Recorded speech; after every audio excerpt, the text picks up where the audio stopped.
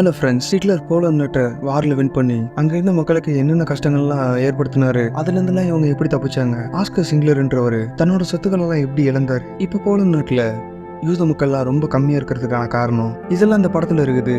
இந்த வீடியோவை ஸ்கிப் பண்ணாம பாத்தீங்கன்னா இந்த படமும் உங்களுக்கு பிடிக்கும். இதுவும் டாப் பெஸ்ட் மூவிஸ்ல ஒன்று. சரி, வாங்க கதையை பார்க்கலாம். இங்க ஒருத்தர் கோர்ட்ல பேட்ஜ் எல்லாம் மாட்டிட்டு எங்கேயோ கிளம்புறாரு. இந்த பேட்ஜ் சிம்பிளை பார்த்தோன்னே நம்மளுக்கெல்லாம் தெரியுது நாசிக் சிம்பிள் தான். இவரும் ஹிட்லரோட ஆள் தான். இவர் ஒரு பார்ட்டிக்கு கிளம்பிக்கிட்டு இருக்கிறாரு. அங்கே போனதும் அங்கே வேலை செய்கிற ஒருத்தரை கூப்பிட்றாரு. இங்கே இதுக்கெல்லாம் செலவாகிற மொத்த பணத்தையும் நானே தர்றேன், மற்ற யாருக்கிட்டையும் நீ கேட்க வேணான்னு அவரு சொல்கிறாரு. இவர் பேர் தான் ஆஸ்கர் சிங்லர். இப்போன்னு இவர் பணக்காரர் இல்லைங்க, இவர் ஒரு காரணமாக தான் இதையும் செய்கிறாரு. அங்கே ஒருத்தர் பில் எவ்வளோன்னு கேட்கும்போது இவரும் சொல்கிறாரு, இங்கே பெரிய பணக்காரர் ஆஸ்கர் சிங்லர் உங்களுக்கெல்லாம் பில்லு செட்டில் பண்ணிட்டாரு, அதனால நீங்களும் பே பண்ண தேவையில்லைன்னு இவரும் சொல்கிறாரு. யார் அது அப்படின்னு எல்லாருக்கும் க்யூரியாசிட்டியாக இருக்குது. அப்புறம் எல்லாரும் போய் அவர்கிட்ட பேசி பழகிக்கிறாங்க. இதுக்கு தான் அவரும் ஆசைப்பட்டாரு. ஏன்னா இவங்க எல்லாரும் பெரிய பெரிய அதிகாரிகள், அதனால இவங்களெல்லாம் கைக்குள்ளே போட்டுக்கணும்னு இவர் எப்படிலாம் பண்ணுறாரு.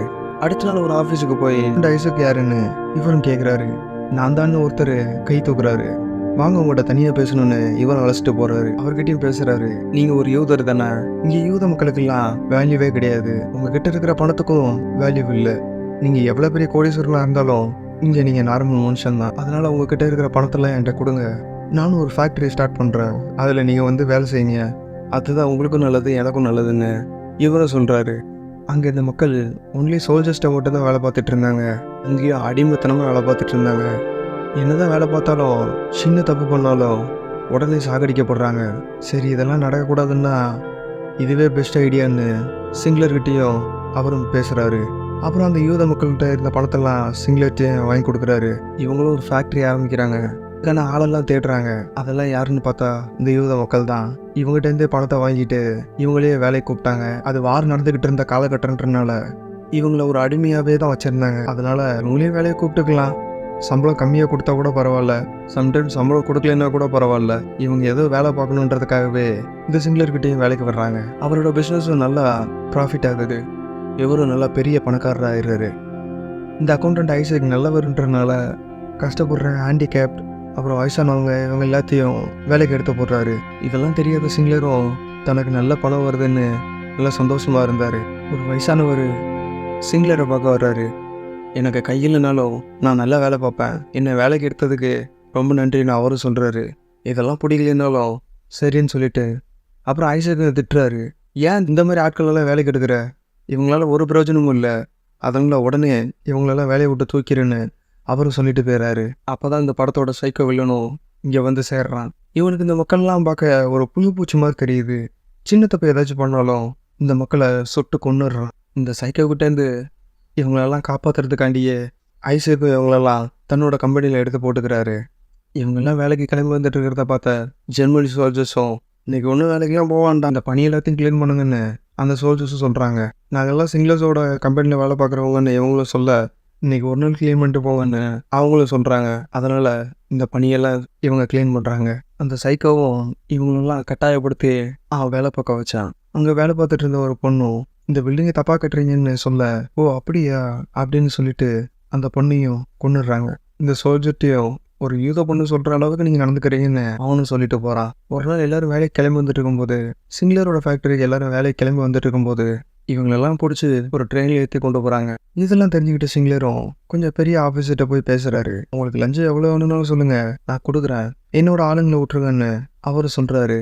இல்லை சார், ஹிட்லரோட ஆர்டர் இது, எங்களால் மீற முடியாதுன்னு இவரும் சொல்லிடுறாரு. அங்கே போய் யாரையும் காப்பாற்ற முடியலன்னு இவரும் ஃபீல் பண்ணுறாரு. அப்போ ஐசக்கையும் உள்ள பார்க்குறாரு. யோ ஐசக், நீங்க இங்கே அப்படின்னு சொல்லிட்டு, யோ ஒழுங்கா நிப்பாட்டிங்கயா, இல்லைன்னா நான் எனக்கு பெரிய ஆஃபீஸர்ஸ் எல்லாம் தெரியும், சொன்னா உங்களை கொண்டுருவாங்கன்னு இவரும் பயன்படுத்துறாரு. அதனால ஐசக்கை மட்டும் வெளியே விடுறாங்க. உன்கிட்ட தான் பெர்மிஷன் பேப்பர் இருக்குல்லையா, நீ அதை காமிச்சிருந்தேன்னா அவங்கள விட்டுருப்பாங்களேன்னு இவரும் சொல்றாரு. டெய்லியும் அது எட்ட தான் இருக்கும், இன்னைக்கு என்னன்னு தெரியல, மறந்து வீட்டில் வச்சிட்டோன்ட்டுன்னு அவரும் சொல்றாரு. நான் வரலன்னா நீ வீட்டுக்கு கூட போயிருக்க முடியாதுன்னு இவரு சொல்லி அவரை கூப்பிட்டு போறாரு. ஏன்னா ஐசக் இவருக்கு ரொம்ப முக்கியம் இல்லையா, மற்ற யாரும் இருந்தாலும் என்னன்னாலும் ஐசக் இருந்தாருன்னா இங்க இருக்கிற மக்கள் எல்லாம் இவரோட ஃபேக்டரிக்கு வேலைக்கு கூட்டு வந்துருவாருன்னு ஐசக் மட்டும் கூப்பிட்டு போறாரு.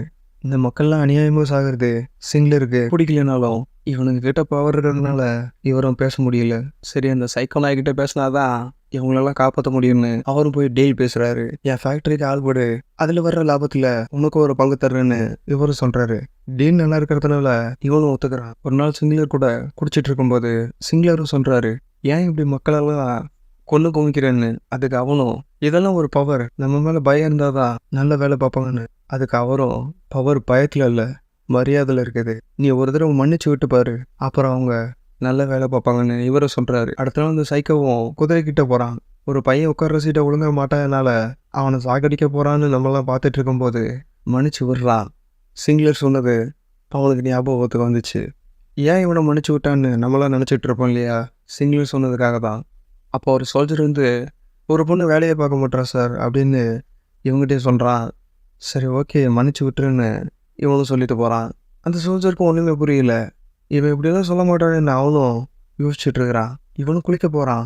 இவன் குளிக்கிற பாத்திரப்போ ஒருத்தன் க்ளீன் பண்ணிட்டு இருந்தான். அந்த பாத்திரப்போ ஒழுங்காக க்ளீன் பண்ணாதனால அவனும் திரு முழிச்சிட்டு இருந்தான். என்னடா என்ன ஏதுன்னு இவனும் பார்க்க, சரி ஓகே ஒன்றும் இல்லை அப்படின்னு சொல்லிட்டு அவனையும் போக சொல்கிறான். அப்புறம் கண்ணாடியை பார்த்து இவனும், நம்ம கேரக்டரே இது இல்லை, நம்ம எதுக்கு நல்லவனா இருக்கணும்னு அந்த பையனையும் கொண்டுடுறான். அப்போதான் ஐசேக்கும் ஒன்று புரியுது, இந்த நாய் இன்னும் திருந்தலன்னு. அப்போ ஒரு ஆர்டர் வந்துச்சு, ஜெர்மனியான நம்ம ரஷ்யா கிட்ட தோக்க நிறைய வாய்ப்பு இருக்குது, அதனால முடிஞ்ச யூதர்களை கொண்டு குவிச்சிருங்கன்னு ஹிட்லர் ஆர்டர் அனுப்பியிருந்தாரு. அதுபடி இந்த சைக்கோவும் எல்லாத்தையும் ஒரு ட்ரெயின்ல ஏற்றி சொல்றதுக்கு அனுப்புறந்தான். இதெல்லாம் தெரிஞ்சுக்கிட்ட சிங்லரும் இவரோட ஒட்டுமொத்த சொத்தையும் வித்து இந்த 1500 பேரை காப்பாத்தலான்னு இவரும் முடிவு பண்ணியிருக்காரு. இதெல்லாம் பார்த்து ஐசேக்குக்கும் இவன் ரொம்ப மோசமானவன்னு நினைச்சோம், இவன் அப்படி இல்ல ரொம்ப நல்லவன் அவருக்கும் ஒரு மாதிரி ஃபீல் ஆகுது. இவரும் போய் அந்த சைக்கோ இந்த லிஸ்ட்டை கொடுக்குறாரு. நான் ஊருக்கு போக போறேன், அதனால இவங்கெல்லாம் எனக்கு வேலைக்கு வேணும்னு இவரும் கேட்குறாரு. ஊருக்கு போயிட்டீங்கன்னா எனக்கு எப்படி பணம் தருவேன், அப்போ எனக்கு பெருசாக கவனிச்சுட்டு போன்னு அவரும் சொல்ல ஒரு பொட்டியை கொடுக்குறாரு.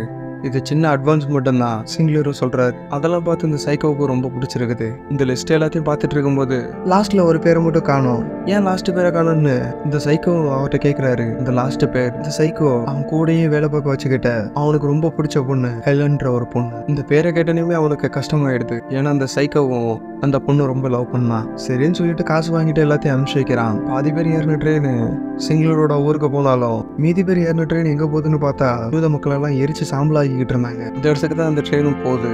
இதெல்லாம் தெரிஞ்சுக்கிட்ட சிங்லரும் பெரிய ஆபீசர் ஒருத்திட்ட போய் பேசுறாரு. அவரும் அவர்கிட்ட பணம் இல்லைன்றனால அவர் கொஞ்சம் டைமண்ட்ஸ் வச்சிருந்தாரு. அந்த டைமண்ட்ஸும் இந்த ஆபீசர்கிட்ட கொடுக்குறாரு.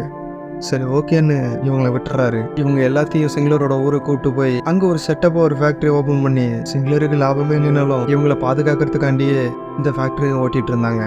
நடந்த வாரம் ஹிட்லரை கொண்டுட்டாங்கன்னு தெரிஞ்சுக்கிட்டு ஜெர்மனி சோல்ஜர்ஸ்லாம் யூதர்களை கொல்லுவாங்கன்னு தெரிஞ்சு ஒரு நாள் நைட்டு இவங்க எல்லாத்தையும் ரொம்ப காப்பாத்துறாரு சிங்லரும். அப்புறம் சிங்லரும் சொல்றாரு, நானும் ஒரு ஜெர்மனியன் தான், அதனால ரஷ்யா சோல்ஜர்ஸ் என்னை எப்பனாலும் கொல்லலாம், இல்லைன்னா தூக்கில கூட போடலாம் அப்படின்னு இவங்ககிட்டே சொல்றாரு.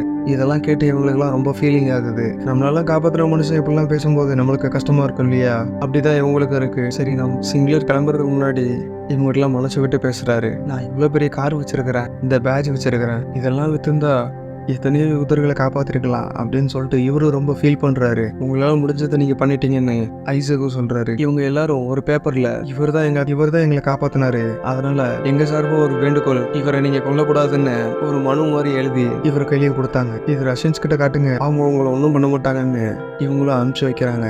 அன்னைக்கு ராத்திரி இவங்க எல்லாம் வெளியவே தூங்குறாங்க. விடிஞ்சதும் ரஷ்யன் சோல்ஜர் ஒருத்தர் வந்து சொல்றாரு, ரஷ்யா ஜெர்மனியை தோக்கடிச்சிச்சு, அதனால நீங்க இனிமேல் பயப்பட வேணாம், நீங்க தெற்கு பக்கம் மட்டும் போவான், தப்பிச்சு ஒன்று நாசி சோல்ஜர்ஸ் எல்லாம் அந்த சைடு போயிருக்கிறாங்க, நீங்க அந்த சைடு போனா உங்களை கொன்றுவாங்கன்னு அவரும் சொல்றாரு.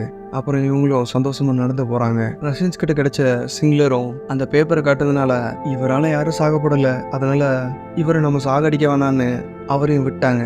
இவங்கெல்லாம் நடந்து வர்றது அப்படியே கலர்ஃபுல்லா மாறுது. இவங்க எல்லாரும் ஒரு கல்லறைக்கு வராங்க. அது நம்ம ஆஸ்கர் சிங்லரோட கல்லறை தான். லட்சக்கணக்கான யூதர்களை ஜெர்மனி சோல்ஜர்ஸ் கொண்டு வந்தாலும் இந்த ஒரு மனுஷனால தான் 1500 பேர் காப்பாற்றப்பட்டாங்க. பணக்காரரா இருந்தவரு இவங்களெல்லாம் காப்பாத்தி தன்னோட சொத்தெல்லாம் வித்து இவங்களோட மனசுல எல்லாம் நீங்காம இடம் பிடிச்சி இன்னும் நின்றுட்டு இருக்கிறாரு. இதோட அந்த கதையும் முடியுது. இந்த கதை பிடிச்சிருந்துச்சுன்னா இந்த வீடியோவை லைக் பண்ணிட்டு மிஸ்டர் மூவிஸ் சேனலை சப்ஸ்கிரைப் பண்ணி வச்சுக்கோங்க. அப்பதான் நான் எடுத்துட்டு வர நல்ல நல்ல மூவிஸ் எல்லாம் உங்களை தேடி வந்து சேரும். தேங்க்யூ ஃபார் வாட்சிங் ஃப்ரெண்ட்ஸ்.